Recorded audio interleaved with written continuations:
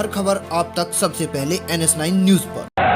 तुमने घर के अपने पिताजी से पैसा लाते हो बनाने के लिए, तुमने राशन काटा है तो पिताजी ने क्या बात है।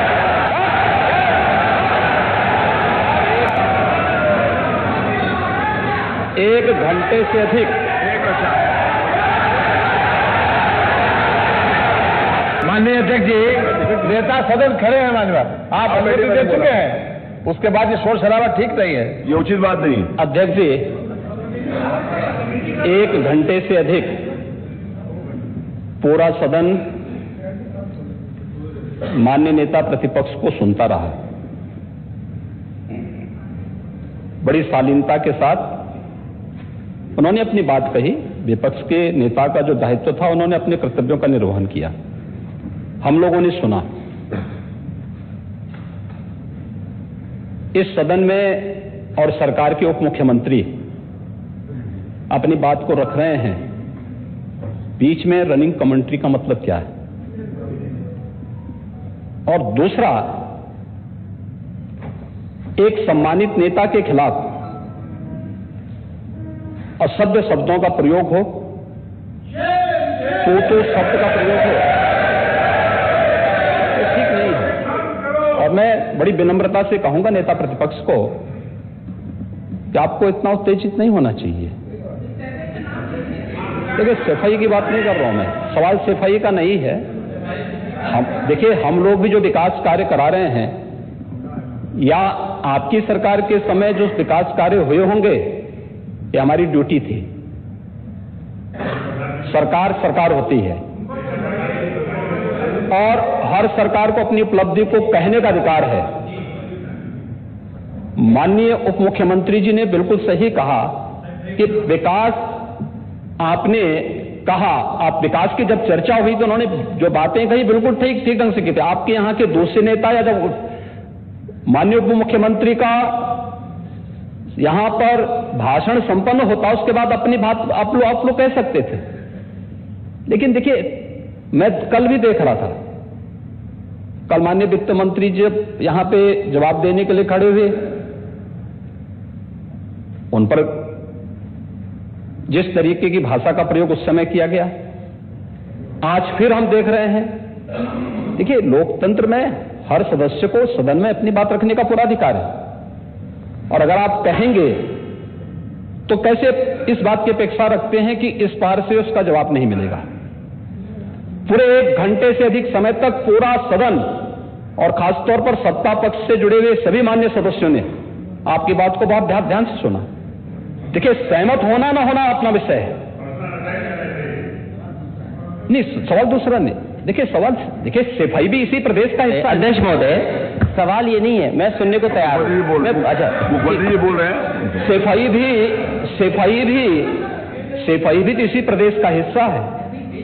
नहीं, सफाई, देखिए, भाषा आप उसको बाद में बोल सकते हैं। देखिए, हमारी सहमति असहमति हो सकती है। देखिए, हमारी असहमति असहमति हो सकती है किसी बात पर, हम बाद में इस बात को करेक्शन करा सकते हैं। लेकिन तो मैंने शब्द का प्रयोग नहीं किया जाना चाहिए, और किसी भी असभ्य भाषा का प्रयोग नहीं होना चाहिए। और मैं माननीय अध्यक्ष जी से अनुरोध करूंगा कि अगर इस प्रकार की शब्दावली प्रोसीडिंग का हिस्सा बनी है तो कृपया उसको हटवा दें, क्योंकि ये गलत परंपरा होगी और मैसेज का देश के अंदर खराब जाएगा। हमें हमेशा इस बात को ध्यान में रखना होगा, सदन की मर्यादा का ध्यान हर हाल में बनाए रखना होगा। दूसरा, जब एक सदस्य बोल रहा हो तो सदस्य के बीच में, और खासतौर पर उप मुख्यमंत्री बोल रहे हैं, तो बीच में रनिंग कमेंट्री करना, बीच में धमकी देना, ये चीजें ठीक नहीं है। और मुझे लगता है सदन की मर्यादाएं इससे आहत होती हैं, कोई भी इसको नहीं स्वीकार करेगा। और मैं विनम्रता से कहूंगा माननीय नेता प्रतिपक्ष को, उनका सम्मान है, वे सबसे बड़े विपक्षी दल के नेता हैं, और मुझे लगता है कि इस मर्यादा की अपेक्षा केवल सत्ता पक्ष से ही न करें, विपक्ष भी उस मर्यादा का पालन करेगा, तो दोनों का सम्मान बना रहेगा। और ये सम्मान दोनों का बना रहे। देखिए, सहमति और सहमति लोकतंत्र की ताकत है, या आवश्यक नहीं। हम ये नहीं कहते हमारी बात से सहमत हूं, या मैं ये भी नहीं कह सकता कि मैं आपकी बात से सहमत हूं। जब मेरी बारी आएगी, मैंने तो पूरे 1 घंटे तक आपकी बात को सुना, मेरी बारी जब मेरे दल की ओर से मेरी बारी लगाई जाएगी, मैं उस दिन अपनी बात को यहां पे रखूंगा। मैंने आपके पूरे भाषण को इसीलिए सुना ही नहीं, प्रोसीडिंग मंगाऊंगा, फिर देखूंगा, उसका पूरा जवाब भी दूंगा यहां सदन पे। और मैं उम्मीद करूंगा कि सभी विपक्षी नेतागण उस दिन यहां पर हमारी बात को भी सुनेंगे। लेकिन एक सरकार के वरिष्ठतम नेता में से एक और उप मुख्यमंत्री जो लगातार दूसरी बार उप मुख्यमंत्री हो रहे हैं, उनके द्वारा अपनी बात को रखा जा रहा हो, मुझे लगता है शालीनता से हमें सुनना चाहिए। अगर हमें लगता है गलत हो रहा है, देखिए बहुत सारी चीजें अगर हम भी इस बात को कहते, बहुत सारी चीजें नेता प्रतिपक्ष भी ऐसी थी जो आपत्तिजनक हो सकती थी, हमने सुना। भाई हमें जो स्वीकार करना होगा स्वीकार करेंगे और उसका जवाब देंगे भी, लेकिन बीच में इस तरीके की उत्तेजना दिखाना उचित नहीं है। देखिए माहौल इससे खराब होता है और अनावश्यक रूप से बाहर मैसेज खराब जाता है। हमारे बारे में टिप्पणियां होती हैं, सदन के बारे में टिप्पणी होती है, हर एक सदस्य की मर्यादा भंग होती है और सदस्य की इसका सम्मान बाहर तार तार होता है, पब्लिक में इसका मैसेज खराब होता है और इस प्रकार की शब्दावली का प्रयोग न हो। और अगर ये तो शब्द का प्रयोग हुआ है तो मैं आपसे अनुरोध करूंगा कि कृपया इसको सदन की प्रोसीडिंग का हिस्सा कतई न बनाने दिया जाए, क्योंकि ये आने वाले समय में नजीर बनेगा। फिर यही होगा जो इससे पहले इस सदन में होता रहा है, उस चीज को हर हाल में रोकना होगा। और मैं आपसे विनम्र अनुरोध करूंगा कि ये रनिंग कमेंट्री, बीच में धमकी देना, ये चीजें बंद होनी चाहिए। अच्छा होगा कि कार्रवाई को लिखवा लूंगा। धन्यवाद। मैं कार्रवाई को लिखवा लूंगा। अध्यक्ष महोदय, जो बात अगर नेता सदन ने कहा कि कोई अनपार्लियामेंट्री लैंग्वेज या वर्ड्स आए तो उनको निकाल दिया जाए, मैं भी सहमत हूं। लेकिन मेरा अध्यक्ष महोदय वही निवेदन ये भी है कि किसी को पर्सनल नहीं कहा जाना चाहिए। सैफई आपको बहुत ज्यादा सैफई की जमीन बेच करके हम और आप लोग को जनता हमें मौका देती है अपना बजट खर्च करने के लिए, आपको और हमें मौका मिलता है। मंत्री जी ने कहा ना कि कोई भी वो सरकारी पैसे से होता है। मेरा यही निवेदन है नेता सदन से, बहुत अच्छी तरीके से इस तरह की बात नहीं आया कि जमीन बेच करके कर दिया जाए। माननीय केवल मैंने ये कहा था कि जो आपके जिले के लिए जो 4 लेन बनी थी वो किसने बनाई थी?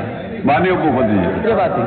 माननीय सब लोग जरा ध्यान से सुने, सब लोग बीच में माननीय अध्यक्ष महोदय, बीच में जो भी अनुपस्थित, मैंने कहा जो कुछ भी हो। माननीय अध्यक्ष महोदय, मैं बीच में जब मैंने अपना भाषण कर रहा था उसमें नेता प्रतिपक्ष खड़े होकर के क्या कहे, शोर शराबे में बात सुन नहीं पाया। लेकिन जो मेरे कहने का एकमात्र तात्पर्य है कि उत्तर प्रदेश की जनता की सेवा के लिए जनता ने आपको नकार दिया है और भारतीय जनता पार्टी को लगातार स्वीकार किया। आपको ये 5 साल सत्ता में नहीं रहे, आगे 5 साल के लिए फिर विदा हो चुके हैं। 2027 में चुनाव आएगा, मैं तो यह मानता हूं कि फिर कमल खिलेगा, फिर आपका अभी कोई भविष्य इस समय नहीं है। लेकिन सड़क किसने बनाई है, एक्सप्रेस किसने बनाया है, मेट्रो किसने बनाई है? जैसे लगता है आपने सैफई की जमीन बेच करके ये सब बनवा दिया है। तुम अपने अपने पिताजी से पैसा लाते हो बनाने के लिए? तुमने राशन बांटा है तो पिताजी क्या बात है? हर खबर आप तक सबसे पहले NS9 न्यूज पर।